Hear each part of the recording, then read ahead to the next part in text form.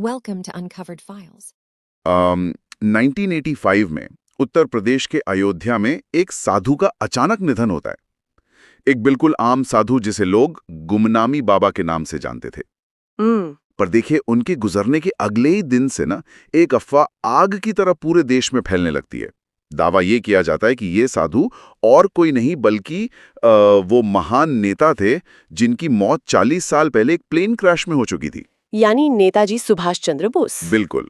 और यही दावा हमें उस ऐतिहासिक घटना की तरफ ले जाता है जिसने पिछले कई दशकों से सबको उलझा कर रखा है, नेताजी की मृत्यु का रहस्य। सही बात है। आज की इस गहरी चर्चा में हमारे पास जो स्रोत है ना, उनमें शामिल है ऐतिहासिक दस्तावेज, डीक्लासिफाइड सरकारी फाइल्स और अलग अलग आयोग यानी कमीशंस की लंबी रिपोर्ट्स। मिशन बहुत स्पष्ट है, इन सभी स्रोतों का विश्लेषण करके सच और कल्पना के बीच की उस धुंधली लकीर को समझना है। और ये भी देखना है कि आखिर ऐसी कंस्पिरेसी थ्योरीज आज तक क्यों जिंदा हैं। हाँ। देखिए, ये चर्चा सच में बहुत अहम है और किसी भी ऐतिहासिक रहस्य की तह तक जाने के लिए ना भावनाओं से बाहर निकलकर उन ठोस घटनाओं को देखना जरूरी है जो स्रोतों में दर्ज हैं। इस रहस्य को समझने के लिए हमें 16 अगस्त 1945 के उस दौर में वापस जाना होगा, जब हालात बहुत तेजी से बदल रहे थे, राइट? हाँ बिल्कुल। वर्ल्ड वॉर 2 अपने बिल्कुल आखिरी पड़ाव पर था, जापान सरेंडर कर चुका था। ऐसे अजीब और अनिश्चित माहौल में नेताजी, जो इंडियन नेशनल आर्मी का नेतृत्व कर रहे थे, भारत की आज़ादी की लड़ाई को जारी रखने के लिए नए रास्ते तलाश रहे थे। स्रोतों के अनुसार तो उनका अगला कदम सोवियत यूनियन जाना था। हाँ। पर यहाँ मेरा एक सवाल है। पूछिए। जापान जो उनका साथी था वो तो हार चुका था, तो नेताजी अचानक सोवियट्स की तरफ क्यों रुख कर रहे थे? सोवियत यूनियन उन देशों में शामिल था जिन्होंने युद्ध जीता था, पर उनकी कम्युनिस्ट विचारधारा अमेरिका और ब्रिटेन जैसे देशों से पूरी तरह अलग थी। अच्छा। नेताजी इस बात को बखूबी समझते थे कि इस विचारधारात्मक टकराव के कारण आगे चलकर सोवियट्स और ब्रिटिशर्स के बीच दूरियां बढ़ेंगी ही बढ़ेंगी।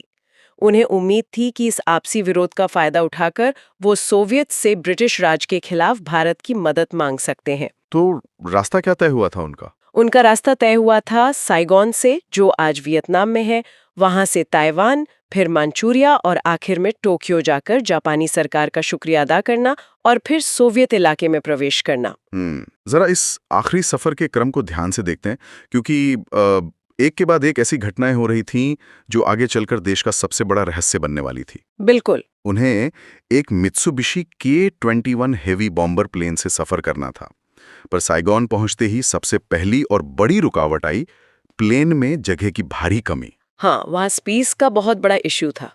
स्रोत बताते हैं कि उस बॉम्बर प्लेन में आईएनए के सदस्यों के लिए सिर्फ 2 सीट्स बची थी।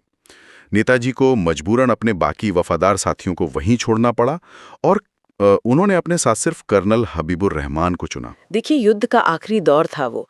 डेस्परेशन और जल्दबाजी आम बात थी। 17 अगस्त की शाम को करीब 12 या 13 लोगों के साथ ये प्लेन उड़ा। रात होने के कारण उन्हें तुरान, जो आज दानंग कहलाता है, वहां एक अनस्केड्यूल्ड स्टॉप लेना पड़ा। वहां वजन भी तो कम किया था ना उन्होंने? हाँ, स्रोतों में दर्ज है कि वहां रात भर क्रू ने प्लेन का वजन कम करने के लिए उसमें से भारी हथियार और एंटी एयरक्राफ्ट मशीन गन्स निकाल दिए ताकि लंबा सफर तय किया जा सके। अगले दिन 18 अगस्त को प्लेन जल्दी उड़ा और ताइहोकू यानी आज के ताइपे में उन्होंने लंच और रिफ्यूलिंग के लिए ब्रेक लिया। और इस रिफ्यूलिंग ब्रेक पर एक ऐसी घटना होती है जो सुनने में किसी ट्रैजिक डोमिनो इफेक्ट का हिस्सा लगती है। पायलट और इंजीनियर को प्लेन के लेफ्ट इंजन में कुछ खराबी दिखी थी, कुछ अजीब सी आवाज आ रही थी, पर स्रोत बताते हैं कि उन्होंने इस खराबी को ये सोचकर नजरअंदाज कर दिया कि इंजन बिल्कुल नया है। एक नए इंजन पे पूरा भरोसा करके उन्होंने इतनी बड़ी टेक्निकल प्रॉब्लम को वैसे ही छोड़ दिया। और वही सबसे बड़ी गलती साबित हुई। जैसा मैंने पहले बताया, डेस्परेशन और युद्ध के माहौल में लोग ऐसे खतरनाक रिस्क ले लेते हैं। 18 अगस्त को दोपहर करीब 2 बजे टेक ऑफ के तुरंत बाद ही वो जल्दबाजी भारी पड़ी। क्या हुआ उस वक्त एग्जैक्टली? कुछ ही मिनट्स में एक जबरदस्त धमाका हुआ। ऐसा लगा जैसे प्रोपेलर निकल गया हो। प्लेन अपना संतुलन खो बैठा, कंट्रोल से बाहर हुआ और सीधे जमीन पर आकर क्रैश हो गया। बाप रे! इस क्रैश के डिटेल्स स्रोतों में बहुत विस्तार से और दिल दहला देने वाले तरीके से दर्ज हैं। हाँ, बहुत भयानक था वो सब। कॉकपिट के पास बैठे पायलट की तो तुरंत मौत हो गई थी। नेताजी और हबीबुर रहमान प्लेन के पिछले हिस्से में थे, जहां पेट्रोल टैंक था। आग पूरे प्लेन में फैल चुकी थी और पिछला दरवाजा खुल नहीं रहा था। तो उन्हें आगे आना पड़ा। उन्हें मजबूरन आगे के रास्ते से आग की लपटों के बीच से निकलना पड़ा। नेताजी पूरी तरह एविएशन फ्यूल से भीगे हुए थे और वो बुरी तरह जल गए थे। हबीबुर रहमान ने उनकी आग बुझाने की पूरी कोशिश की। उन्हें तुरंत नामन मिलिट्री हॉस्पिटल ले जाया गया। वहां हॉस्पिटल में डॉक्टर सुरुता ने उनका इलाज शुरू किया। स्रोतों में डॉक्टर सुरुता का बयान साफ तौर पर दर्ज है कि उन्होंने नेताजी को दर्द से राहत देने के लिए कैम्फर का इंजेक्शन भी दिया था। पर वो काम नहीं आया है ना? नहीं, बर्न्स इतने सीवियर थे कि कुछ घंटों बाद ही नेताजी का निधन हो गया। लेकिन देखिए, मुझे एक बात यहाँ पूरी तरह उलझा रही है। क्या? हबीबुर रहमान जो उनके सबसे करीबी साथी थे, वो खुद चश्मदीद गवाह थी वहां पर। हॉस्पिटल के डॉक्टर्स ने मौत की पुष्टि की। जब प्लेन क्रैश के फैक्ट्स इतने क्लियर थे, तो ये आगे चलकर इतना बड़ा रहस्य कैसे बन गया? क्या लोगों को लग रहा था कि रहमान मिले हुए हैं? इस उलझन का जवाब हमें उस प्लेन क्रैश की जली हुई मिट्टी में नहीं मिलेगा, बल्कि उसके 2.5 महीने बाद दिल्ली के रेड फोर्ट यानी लाल किले में जो हुआ ना, वहां मिलेगा। अच्छा, लाल किले में क्या हुआ था? लोगों ने मौत पर विश्वास क्यों नहीं किया, इसका कारण उस समय की साइकोलॉजी और ब्रिटिश सरकार की एक ऐसी चाल में छिपा है जो उन्हीं पर भारी पड़ गई। नवंबर 1945 में ब्रिटिश सरकार ने आईएनए के 3 अहम अफसरों पर मुकदमा चलाया। ये 3 अफसर थे कैप्टन शाहनवाज खान, लेफ्टिनेंट गुरबख्श सिंह ढिल्लोन और कैप्टन प्रेम कुमार सहगल। एक मुस्लिम, एक सिख और एक हिंदू अफसर। एग्जैक्टली। स्रोत बताते हैं कि ब्रिटिश सरकार एक पब्लिक रिलेशंस विन चाहती थी इससे। उन्हें लगा था कि इन तीनों पर खुलेआम मुकदमा चलाकर इन्हें देशद्रोही साबित करके वो भारत की जनता को ये संदेश देंगे कि आईएनए एक अपराधी दस्ता था। पर यह प्लान बुरी तरह से फेल हो गया। हाँ, ब्रिटिशर्स जिसे एक मिलिट्री ट्रायल समझ रहे थे ना, जनता ने उसे आजादी की आखिरी ललकार मान लिया। इन तीनों अफसरों ने अचानक से देश की धार्मिक और राष्ट्रीय एकता का एक ऐसा प्रतीक रूप ले लिया जिसका अंदाजा शायद किसी को नहीं था उस वक्त। हाँ, पूरे देश में इनके समर्थन में भारी विरोध प्रदर्शन शुरू हो गए थे। हालात इतने बेकाबू थे कि कोलकाता में पुलिस फायरिंग हुई, जिसमें करीब 100 लोग मारे गए। और इस जन सैलाब के आगे बड़ी बड़ी राजनीतिक पार्टियां भी झुक गई थी उस समय। कांग्रेस, जिसके नेताजी के साथ हमेशा से मतभेद रहे थे, उन्हें भी समर्थन में आना पड़ा था। एक बड़ी डिफेंस कमेटी बनाई गई जिसमें बड़े बड़े नाम थे, राइट? बिल्कुल। एज बहादुर सप्रू, भूला भाई देसाई, आसफ अली जैसे दिग्गज वकील थे। और सबसे हैरान करने वाली बात, स्रोतों में यह दर्ज है कि जवाहरलाल नेहरू, जिन्होंने 25 सालों से अपनी वकालत छोड़ रखी थी। अच्छा, 25 साल बाद? हाँ, वो भी अपना वकील का गाउन पहनकर इन अफसरों को बचाने कोर्ट में उतर आए थे। वाह! तो इन मुकदमों का नतीजा ये हुआ कि पूरे देश में नेताजी और आईएनए की कहानियां घर घर पहुंच गईं। ऐसे दौर में जब संचार के साधन इतने कम थे, नेताजी की छवि एक आम इंसान से उठकर एक इमॉर्टल सुपर हीरो जैसी बन गई। एक ऐसा व्यक्ति जो रूप बदलने में माहिर था। हाँ, जो अंग्रेजों को चकमा देकर दुनिया के किसी भी कोने में निकल सकता था। ब्रिटिश कोर्ट में हालांकि इन अफसरों को उम्र कैद की सजा हुई थी, पर जनता के उग्र गुस्से और उसी दौरान हुई रॉयल इंडियन नेवी म्यूटिनी के डर से सरकार को मजबूरन इन्हें छोड़ना ही पड़ा। देखिए, अगर मैं उस दौर के लोगों की मानस्थिति समझने की कोशिश करूं, तो ये ऐसा है कि जब कोई व्यक्ति समाज के लिए इतना बड़ा सुपर हीरो बन जाता है, तो ये हजम करना लगभग नामुमकिन हो जाता है कि उसकी मौत किसी आम टेक्निकल फेलियर वाले प्लेन क्रैश में हो सकती है। बिल्कुल सच कहा। एक डेमीगॉड एक छोटी सी इंजन खराबी से कैसे मर सकता है? यहाँ तक कि स्रोत बताते हैं कि शुरू में महात्मा गांधी ने भी हबीबुर रहमान से मिलने से पहले इस प्लेन क्रैश की खबर पर शक जताया था। तो फिर आम जनता का शक करना तो पूरी तरह लाजमी था। इसे हम मास साइकोलॉजिकल डिनायल कह सकते हैं। जब किसी व्यक्ति का कद सच्चाई से बड़ा हो जाता है ना, और उसकी कहानी अधूरी लगती है, तो लोग सच को स्वीकार ही नहीं कर पाते। उस खाली जगह को ऐसी कहानियों से भर दिया जाता है जो उन्हें उम्मीद देती हैं, जो उस हीरो के रुतबे से मैच करती हैं। और यहीं से जन्म होता है वाइल्ड कंस्पिरेसी थ्योरीज का, जो वक्त के साथ और भी अतरंगी होती गईं। और हमारे स्रोतों में ऐसी कई थ्योरीज का पूरा कचरा चित्रा दर्ज है। जैसे एक सबसे शुरुआती थ्योरी थी कि नेताजी जिंदा बच गए थे और सोवियत यूनियन पहुंच गए थे। दावा यहां तक किया गया कि सोवियट्स ने उन्हें कैद कर लिया था और उस कैद का इस्तेमाल वो पंडित नेहरू और बाद में इंदिरा गांधी को ब्लैकमेल करने के लिए करते थे। जो कि किसी भी ऐतिहासिक कसौटी पर खरा नहीं उतरता। सही बात है। स्रोत और दस्तावेज बिल्कुल स्पष्ट करते हैं कि नेताजी और नेहरू के बीच आपसी आदर था। इसका सबसे बड़ा सबूत ये है कि नेताजी ने INA की एक पूरी ब्रिगेड का नाम ही नेहरू के नाम पर रखा था। हाँ, नेहरू ब्रिगेड। एग्जैक्टली। ब्लैकमेल की ये थ्योरी बस इस गलत कल्पना पर आधारित थी कि उन दोनों के बीच कट्टर दुश्मनी थी, पर लोग बिना सबूत इस पर विश्वास करने लगे थे। फिर 1959 में शॉलमारी बाबा की थ्योरी आई। हाँ? जलपाईगुड़ी के एक आश्रम में श्रीमद सारानंद जी नाम के एक साधु थे। अफवाह इतनी तेजी से फैली कि लोगों ने उन्हें ही नेताजी मान लिया। अरे वाह। बात इतनी आगे बढ़ गई कि स्रोत बताते हैं उस बेचारे बाबा को खुद बाहर आकर मीडिया के सामने सफाई देनी पड़ी कि वो नेताजी नहीं हैं, लेकिन जनता फिर भी मानने को तैयार नहीं थी। पर देखिए, इन सब में सबसे ज्यादा चलने वाली और सबसे मशहूर कॉन्स्पिरेसी बनी गुमनामी बाबा की थ्योरी। ये वही साधु थे जिनकी मृत्यु 1985 में अयोध्या में हुई थी, जिसका जिक्र चर्चा की शुरुआत में किया था हमने। हाँ। इनकी मौत के बाद दावे किए गए कि ये साधु स्टालिन के गुप्त एजेंट थे। और इस दवा का विस्तार देखिए। स्रोत बताते हैं कि लोगों ने कहानियां बनाई कि गुमनामी बाबा ने 1952 की कोरियन वॉर में हिस्सा लिया था, 1962 में चाइना की आर्मी का नेतृत्व किया था, वियतनाम वॉर में थे और 1971 की बांग्लादेश आज़ादी में मुक्ति वाहिनी को गाइड कर रहे थे। ये तो बहुत ज्यादा हो गया। वही ना, ये तो वही बात हुई कि लोग अलग अलग जिक्सॉ पजल के टुकड़े जबरदस्ती जोड़ रहे हैं ताकि वही बड़ी तस्वीर बन सके जो वो देखना चाहते हैं। एक आम साधु को अकेले पूरी दुनिया के वॉर्स चलाने वाला मास्टरमाइंड बना दिया इन लोगों ने। और सोचने वाली बात यह है कि इस थ्योरी का आधार क्या था?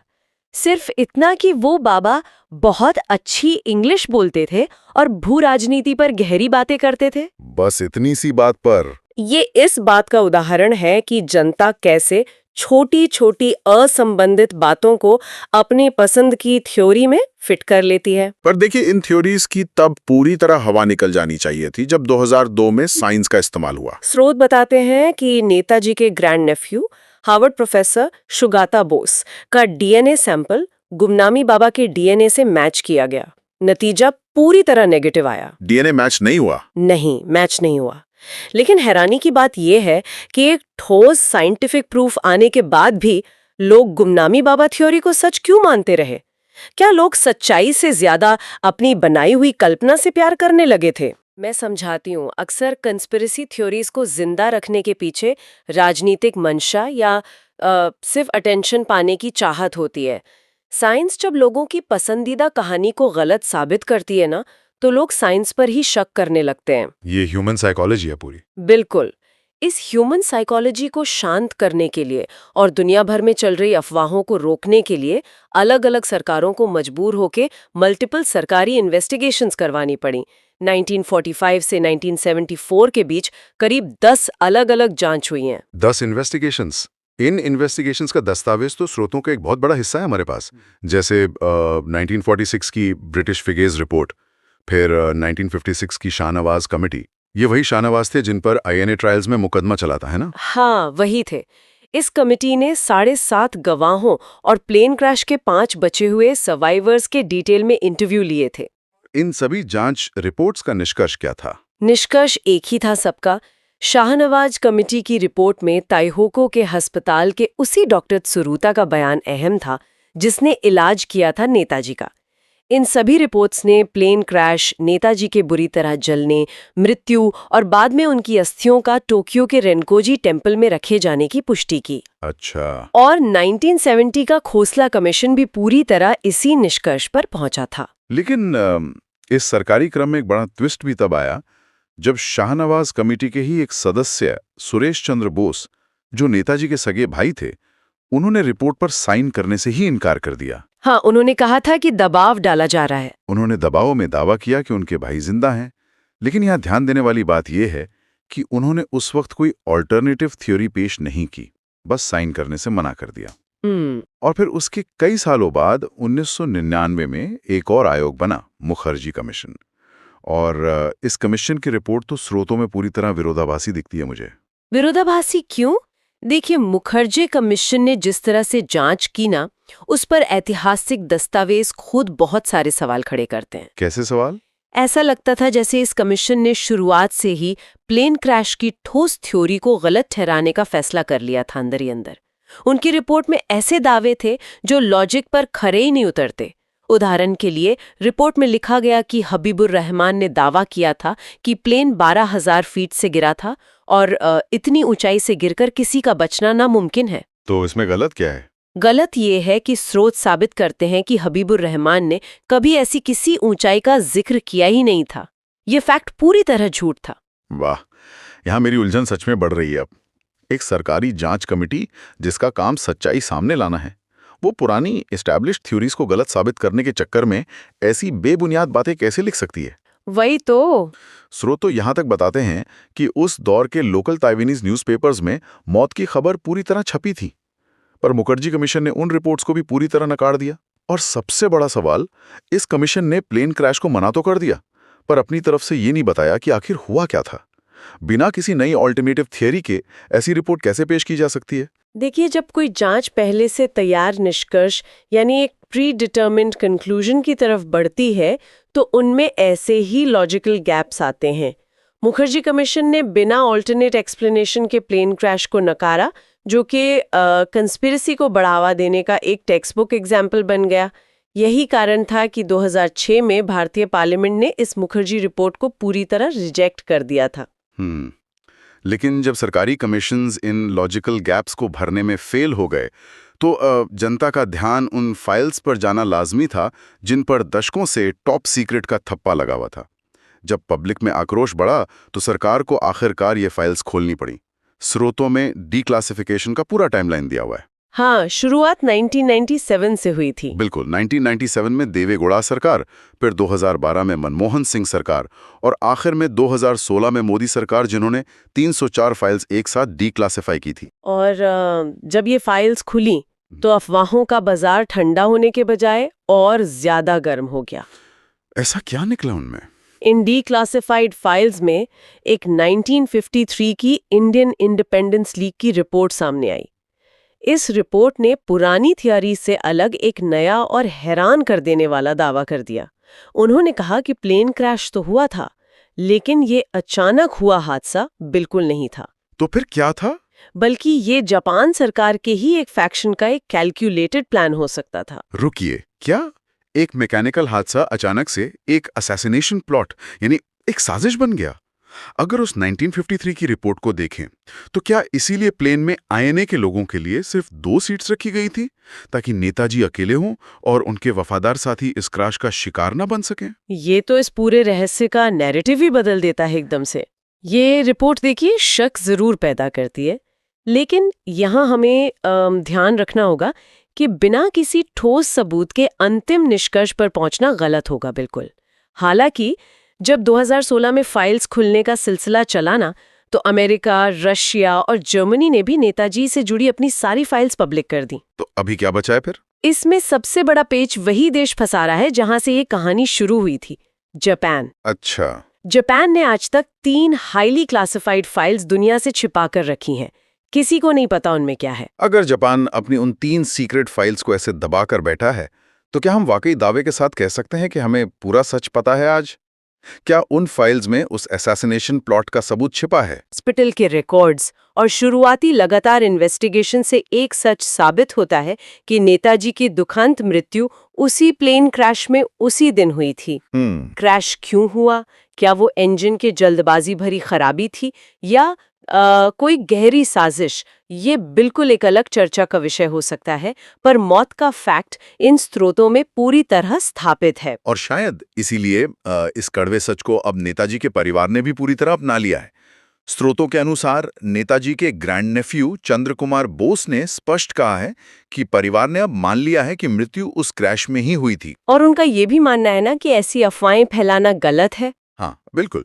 उनका ये बहुत बड़ा बयान है कि लगातार इन झूठी अफवाहों और गुमनामी बाबा जैसी काल्पनिक कहानियों को फैलाना एक तरह से नेताजी और उनके उस महान योगदान का अपमान है।